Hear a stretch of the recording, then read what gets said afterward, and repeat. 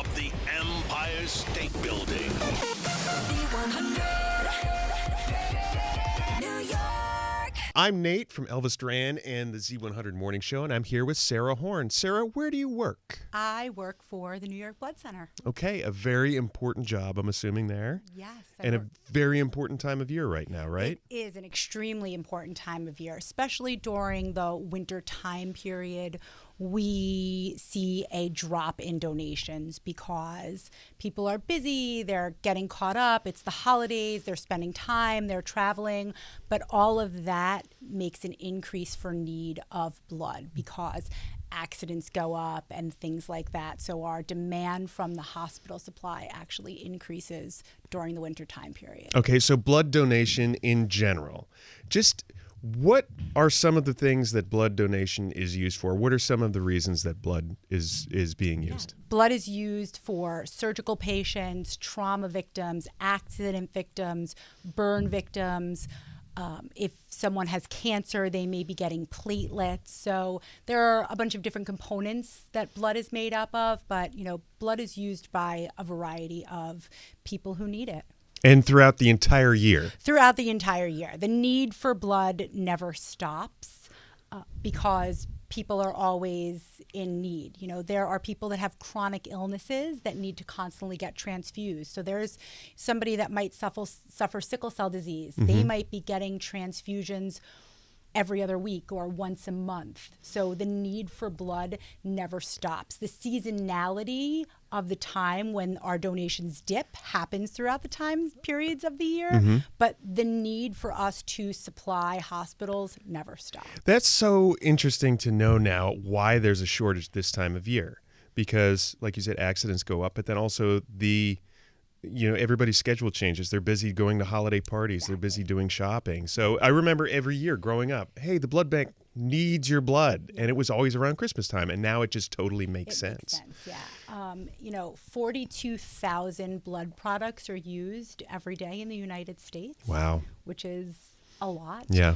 And not every person is eligible to donate blood, but of the people that are eligible to donate blood, like 3% actually do. That's insane. So 60% are eligible, 3% are. I want to get into some of those numbers in just a little bit. So, for myself, for instance, I've had some medical issues. Luckily, I've never had to have a transfusion. I've never had to have a blood donation. Yeah. And it's one of those things where you don't know you're going to need it until you need it, 100%. Right? And so, like blood, I know I'm A negative. What are you? I'm O negative. You're O negative. Oh, so that's one of the good ones, right? It's all good. Yeah. O negative happens to be the universal donor. Yeah. I don't mean any blood is bad. A neg is great too. It's one of what we call a core 4 blood type. But yes, all types are needed at all times of the year. Mm-hmm. But yes, I happen to be. But being an O neg, right? O negs can only take their own. So isn't that the blessing and the curse of being an O-neg? But, I started donating blood. It's awareness, okay. Right? I started when I was 16 years old when I was in high school. Okay. I had a very passionate teacher who hosted blood drives, and that's how I started donating, and then continued through my college years, and I've been donating ever since. So you've been donating for the last, so you started when you were 16, so for like the last 4 years you've been donating. Okay, that obviously. Yeah. But every 56 days you can donate. Correct. So over the course of your life, how much blood do you think you've donated? Oh, a couple gallons. Couple of gallons. So enough to fill like half a bathtub maybe. Probably, something like that, yeah. And how many lives do you think you've saved over the course of that time? Well, 1 pint of blood, you save 3 lives. So, wow. Yeah, a lot. Do you ever think about that? I don't. You know what? I think about, I'm O negative, so I think about, who my blood is going to, right? Is it a baby who was born that needs it? Is it, a burn victim? Is it a trauma patient that came in and they didn't have time to cross type and match? And, I've saved that person's life by my donation. So you don't know over the course of your life any of the individual people that you've saved? No. One of the things that we do in the New York Blood Center is we will send an email. So after you donate and your blood gets tested and processed and we know it's safe to transfuse, you'll get a follow-up email from our donor outreach to say your blood went to X hospital. Wow. So you Okay. can associate it like I donated on Saturday, 10 days later, my pint went to, which makes me feel good. Sometimes Yeah. it goes to the hospital where I was born, which is in New York City. And I was like, oh, my blood went there. So I've never like thought about how many people I've saved one-to-one like that. It doesn't cost you anything except time. People, it's about an hour to donate a pint of blood. It's generally very accessible, whether it's a donor center where you live or a drive at your local community center or place of worship or firehouse. We try and make it as accessible as possible in where you live, your local neighborhood, for you to be able to do that. So we run drives at all different times. Our donor centers are open late, open early, and we want to make it accessible for people to be able to give. And as easy as possible, right? And as easy as possible, right? If you have an hour in your day, you can say, I'm going to go save a life today. I don't want to exactly call this charity because it's really not, but you think about charitable organizations, they're asking for money, they're asking for time, they're asking for donations of clothing. This is a donation that anybody can give. Right. You don't have to have an old coat in the closet. You don't have to have money in the bank. This is something anybody can do if you qualify. 100%. And there's some fear, right? People. What's the biggest excuse somebody gives? I don't want to give blood. I'm afraid it's going to hurt. Really? I'm afraid it's going to hurt. I once gave and I passed out. I was deferred, right? Sometimes people get deferred because maybe their iron is a little low. Well, that's one time. Yeah, that's one not time. Yeah. permanent, right? So I think it's fear of unknown. Sometimes nobody's ever asked someone. Wow. People weren't exposed to it, right? So my dad was a blood donor. He was in the Army. He's of that age where it was like he was in the service and they just did it, right? So he was a donor. I had the passionate high school teacher, and I was just like, okay, I'm going to donate. And when I knew I was O negative, I was like, okay, I'm really going to make sure I, do my part. But it's like you said, it's a selfless act. Yeah. It doesn't cost anything but an hour of your time to come in and save lives. So, for the people that can't give for whatever reason, there are people that cannot give for a variety of reasons, but, we are a nonprofit organization, so you can support us with your end of year giving. We run an end of year giving campaign. Great. So, people can give that way. Or the other thing people can do is they can host a blood drive. Yeah. Right? In their town, right? At their workplace, right? I think we're going to be having a drive here at the iHeart radio station come Well, iHeart, it makes January. sense. It's iHeart Exactly. because, all right, the heart pumps blood. So I was reading one of these stats. Donations from people under 30 have dropped by more than 30% in recent years. Yeah. Why is that? I feel like younger people are more in tune with other people's needs. Why has that dropped? I wish I had the answer to that. I don't know if it is part of the COVID generation, right? Most of our first-time donors donate at high school or in college, right? Yeah. That's the first place people are exposed to it. And for that period of time from basically 2020 up until like almost 2025, we were just fully getting back into all the high schools and colleges that we were out of. So that whole 4 to 5 year generation of those people that missed the COVID, they went to college, now they're graduating, they weren't exposed. So, yeah. Wow. But, we're doing a lot of fun things. We're trying, we're more on social media. We're trying to meet people where they are, where they're exposed to it. So, look for us on TikTok. And that's why you're here, right? Exactly. You've got to get the word out no matter what it takes. 100%. So back to those numbers you were saying, because when I read that statistic, I was just shocked that basically 60% of the people that are listening, 60% of the people across the board are eligible to donate blood. Only 3% actually do. Correct. That's insane. So think about if we were able to tick that up just 1%. You would never have a shortage. You're correct. I don't know if never, but we would have a much I believe we would have a much more stable blood supply, right? Wow. And you can donate every 56 days whole blood, right? So up to 6 times a year if you time it right. But we think about, come in once a season, right? Winter, spring, summer, fall. As as the seasons change, make your way into a donor center and donate 4 times a year. Even if people donated twice a year, right? Just come in. And look, life gets busy.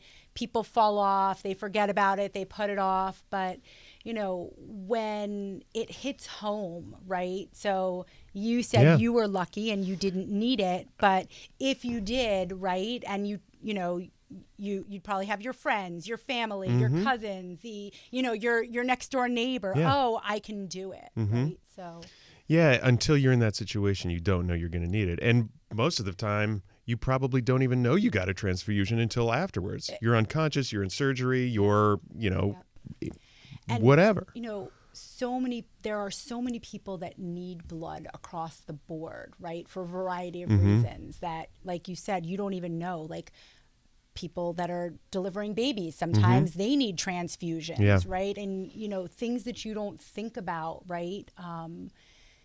Who needs that at the end of the day? And I think it's, I think about, if you need your knee replaced, you need your hip replaced, you need a new valve in your heart. There are parts that are made for you, right? Oh, my aunt just had her knee replaced. They put in a new knee for her, right? There's no substitute for blood. It has to come from another person for you. But, when you're on the hospital, you don't think about, is there going to be blood in the blood bank for me? You just kind of assume it's going to be there. Yeah. Right. But when we look and understand like the inventory levels and have to say, do we have enough to supply all the local hospitals? Yeah. Right. What are we going to do to get that word out? So great. I have so much gratitude that I'm here today talking to you to be able to share with the listeners, hey, make an appointment, visit nybc.org and come out, and you have an hour to spare, you can save 3 lives. Well, you're an excellent spokesperson for this. I was also reading that the FDA has recently lifted several donor restrictions. So which donor restrictions have they lifted? So maybe somebody out there has wanted to donate and they're just saying, I can't because of... That's a great question, Nate. So a couple of years ago, the FDA lifted or changed their guidelines around people that were living in Europe. So mad cow was a disease that affected, cows, but then came into the humans. So anybody says, I lived in the UK from ... Nope, the FDA changed those guidelines. So you can now donate. And the other thing that the FDA changed a couple years back was we now base our questionnaire. So when you come to donate blood, someone greets you, you check in and you fill out a health history questionnaire. So it's called Individual Donor Assessment, IDA. So, you're answering the questions in that health history based on you and your health. And that actually was a huge change for a lot of people based on individual donor assessment and how they're answering those questions. Because, a lot of gay men said, I can't donate blood. You're not going to take my blood. But now that the FDA changed us to individual donor assessment based on how you answer those questions, you can potentially roll up your sleeve and give a pint. How long does that individual assessment take for somebody to take? Yeah, so the whole process of donating blood, you come in, you give... So let's go through it. I've never donated blood before. I'm coming into the door. What's this process like? Absolutely. We welcome you and say, hi, you're here to donate. You say, yes. Welcome to the Blood Donor Center. We check your ID, and then we sit you down with a tablet, and there are questions you answer. That questionnaire, there's materials that you read over, and then you're filling out that questionnaire. That questionnaire probably takes, I'd say, 8 to 12 minutes. Okay. Right? And then after you're done with that, the donor specialist will then take you into the medical history room where they'll review your answers with you. They'll take your blood pressure. They'll check your pulse. They'll check the hemoglobin with a little finger prick and put that in the machine, check your hemoglobin level. If everything's okay there, then you go into the donor bed and they look at your arms and they cleanse the site before they're going to Yeah. do the needle stick. They put you in the chair, and the actual process of donating that pint of blood, I'd say on average is somewhere between 5 and 10 minutes, right? That's fast. It's fast. Yeah. And, you're done. And the best part of blood donation is after you get to go to our beautiful cafe and you have cookies and juice. Which is always the best part of anything. Exactly. Like, who doesn't love a cookie? And you made it just sound so simple. So basically an hour of somebody's time going in to see if they can do this to potentially save however many lives with 1 pint of blood. Exactly. Yeah, So simple. It really is a simple, easy process, and it's awareness, right? Most people can do it. Yeah. Right? Most people can do And it. I have to assume most of the people that you have coming in are regulars that do this on a regular basis. Yes. And even if you just got 5 more regulars, that would just 100%. change things you know? dramatically. And it's a time thing. People say, "Oh yeah, I donated when I was in high school," and then 25 years passes and they come back to donate. Yeah. Most of the time because, they were either asked, they saw, they heard, they were affected by it in their community and said, "Oh yeah," and then they get back into that regular cycle. But, it's something, once you start, you don't want to stop. You want to keep giving. Well, you're the prime shining example of why people should start and continue. And I want to thank you for everything you've done personally and then everything Thank you've you. done with the New York Blood Center. This has Thank you been great, so Sarah. much. And thank you for sharing about your experience. And I'm glad I was able to shed some light on what it's like to donate blood. Well, thank you so much, Sarah. I appreciate You're it. welcome, Nate. Have a great rest of your day. You too. From the top of the Empire State Building. Z100.